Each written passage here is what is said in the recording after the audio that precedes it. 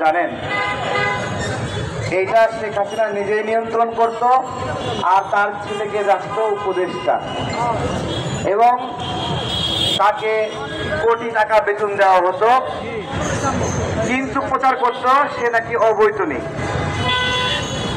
আজকে সচিবালয়ের এই দপ্তর পুড়ে যাওয়ার পিছনে যারা কারণ খুঁজে না পান তারা একটু বুঝে নেন যে এই দপ্তরে আগুন লাগাটাই যৌক্তিক কিনা।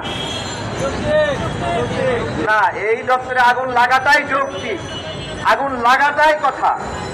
আগুন যদি না লাগে তাহলে সজীব জয়ের আইসিটি দপ্তরকে ব্যবহার করে লুটপাট এইটা তো প্রকাশ হয়ে যাবে।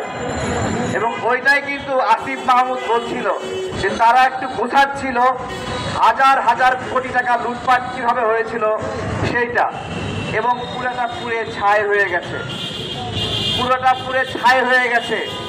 শেখ হাসিনা এখানে এই দপ্তরে এই মন্ত্রণালয়ে কত গুরুত্বপূর্ণ ডকুমেন্ট আছে তার কাছে এটা কোনো বিষয় না, তার কাছে এগুলো কিছু না, তার কাছে এগুলো যে কিছু না তার প্রমাণ হলো বাইতুল মুকাররমের সামনে আমি একটু আগে বলছিলাম সাপ ছাড়ে দিয়ে আন্দোলনকারী নাগরিকদেরকে সে হত্যা করেছিল।